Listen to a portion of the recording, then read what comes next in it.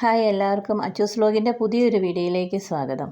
നമ്മൾ ഇന്നിവിടെ ഉണ്ടാക്കാൻ പോകുന്നത് കുട്ടികൾക്ക് ഏറ്റവും ഇഷ്ടപ്പെട്ട ഒരു ഫുഡായ മയോണൈസാണ്. അറിയാമല്ലോ, എല്ലാവർക്കും മയോണൈസ് സുപരിചിതമാണല്ലോ. അത് നമുക്ക് എങ്ങനെയാണെന്ന് നമ്മൾ പുഴുങ്ങിയ മുട്ട കൊണ്ട് മയോണൈസ് എങ്ങനെ ഉണ്ടാക്കാമെന്ന് നോക്കാം. അതിനുവേണ്ടി ഞാനിന്നിവിടെ എടുത്തിരിക്കുന്നത് 3 പുഴുങ്ങിയ മുട്ടയാണ്. പുഴുങ്ങിയ മുട്ടയുണ്ട്, ഓയിലുണ്ട്, 1/2 കപ്പ് ഓയിൽ എടുത്തിട്ടുണ്ട്. റിഫൈൻഡ് ഓയിലാണ് ഉപയോഗിച്ചിരിക്കുന്നത്, സൺഫ്ലവർ ഓയിലാണ്. പിന്നെ അരമുറി നാരങ്ങാനീര് അല്ലെങ്കിൽ വിനാഗിരി നമുക്ക് ചേർക്കാം ഇതിന് വേണ്ടി. പിന്നീട് എടുത്തിരിക്കുന്നത് 3 അല്ലി വെളുത്തുള്ളിയും 1/4 ടീസ്പൂൺ കുരുമുളകും കൂടിയാണ്. മുട്ട പുഴുങ്ങി വെച്ചതിന് ശേഷം അതിൻ്റെ ഉണ്ണി മാറ്റുക. മുട്ടയുടെ വെള്ളം മാത്രം നമുക്ക് മതി. മഞ്ഞ ഇഷ്ടമുള്ളവർക്ക് അത് ഉപയോഗിക്കാം. പക്ഷേ ഇവിടെ എനിക്ക് അതിൻ്റെ ടേസ്റ്റ് അത്ര ഇഷ്ടമില്ലാത്തത് കൊണ്ട് വെള്ളം മാത്രമേ ഉപയോഗിക്കുന്നുള്ളൂ. 3 മുട്ടയുടെ വെള്ളം എടുത്താൽ തന്നെ ഒരു നല്ല എമൗണ്ട് ഉണ്ട്. ആവശ്യമുള്ളവർക്ക് അത് കുറച്ച് എടുക്കാം, 1 ആക്കാം, 2 ആക്കാം, അങ്ങനെ നിങ്ങൾക്ക് ഇഷ്ടമുള്ള രീതിയിൽ എമൗണ്ടിൽ നിങ്ങൾക്കത് ചെയ്യാവുന്നതാണ്.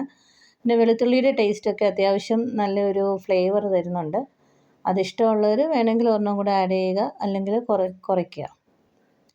അങ്ങനെ 3 എണ്ണമാണ് ഞാൻ എടുത്തിരിക്കുന്നത്. 3 വെളുത്തുള്ളി അല്ലി എടുത്തു, 1/4 ടീസ്പൂൺ കുരുമുളക് എടുത്തിട്ടുണ്ട്. ഇതെല്ലാം കൂടി നമ്മൾ മിക്സിയുടെ ഒരു ചെറിയ ബൗളിലോട്ടിട്ടാണ് ഞാൻ ബ്ലെൻഡ് ചെയ്യുന്നത്. ഇനി നമുക്ക് ഇതിലേക്ക് വേണ്ടിയത് കുറച്ച് പഞ്ചസാരയും ഉപ്പുമാണ്. അതിനുവേണ്ടി ഞാനൊരു 3/4 ടീസ്പൂൺ പഞ്ചസാരയാണ് എടുത്തിരിക്കുന്നത്. 3/4 ടീസ്പൂൺ പഞ്ചസാരയും 1/4 ടീസ്പൂൺ ഉപ്പും, ആവശ്യത്തിനുള്ള ഉപ്പും മതി. 1/4 ടീസ്പൂൺ മതി, ഉപ്പൊന്നും അധികം ആകണ്ട. പിന്നെ നോക്കണം, നമ്മുടെ ആവശ്യത്തിനുള്ളത് നോക്കി ഇടുക. കുട്ടികൾക്ക് പഞ്ചസാരയുടെ ആ ഒരു ഫ്ലേവറും കൂടി ഇടുമ്പോൾ നല്ല ഒരു ഇഷ്ടമാണ്. അതുകൊണ്ടാണ് ഞാനൊരു 3/4 ടീസ്പൂൺ ടു 1 ടീസ്പൂണിന് ഇടയ്ക്കായിട്ടാണ് പഞ്ചസാര ഇട്ടിരിക്കുന്നത്. അങ്ങനെ പഞ്ചസാരയും ഉപ്പും കൂടെ ആഡ് ചെയ്തിട്ട് നമുക്കതിന് നല്ലതായിട്ടൊന്ന് മിക്സിയിലിട്ട് അടിക്കാം.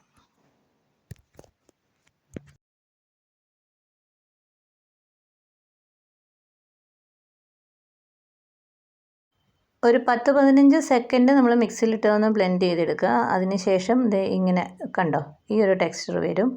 ആ സമയത്ത് നമ്മൾ കുറേശ്ശെ ആയിട്ട് സൺഫ്ലവർ ഓയിൽ അതിനകത്തേക്ക് ഒഴിച്ച് കൊടുക്കുക. ഒറ്റയടിക്ക് ഒഴിക്കുകയല്ല, കുറേശ്ശെ 2-3 പാർട്ടായിട്ട് ഒഴിച്ചിട്ട് വീണ്ടും ഇതുപോലെ 10 to 15 സെക്കൻഡിൽ അതിൽ മിക്സി ബ്ലെൻഡ് ചെയ്തെടുക്കുക.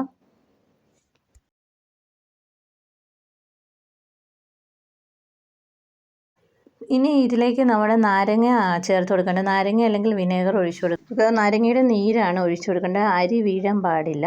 നാരങ്ങയുടെ അരി വീണാൽ കയ്പ്പ് വരും. 1-2 അല്ലി വീണൊക്കെ എടുത്ത് മാറ്റിയതിന് ശേഷം വീണ്ടും ഞാനത് 10 to 15 സെക്കൻഡ് അടിച്ചപ്പം തന്നെ നമ്മുടെ മയോണൈസ് ഇതുപോലെ ആയി വന്നിട്ടുണ്ട്.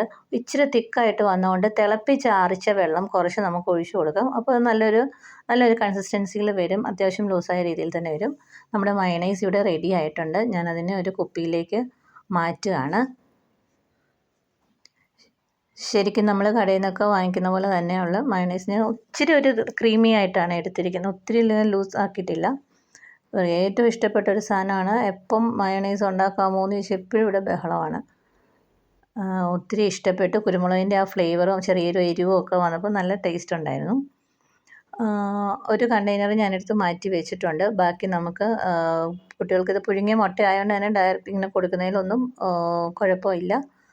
പിന്നെ ഞാൻ ഈ ആഡ് ചെയ്ത സൺഫ്ലവർ ഓയിലിന് പകരം ഒലിവ് ഓയിൽ 2-3 ടേബിൾ സ്പൂൺ ചേർത്ത് ഉണ്ടാക്കുകയാണെങ്കിൽ കുറച്ചുകൂടെ ഹെൽത്തി ഫുഡായിട്ട് നമുക്ക് അതിനെ മാറ്റിയെടുക്കാം. ഇത് ബ്രെഡിൽ സ്പ്രെഡ് ചെയ്ത് കൊടുത്തു നോക്കി.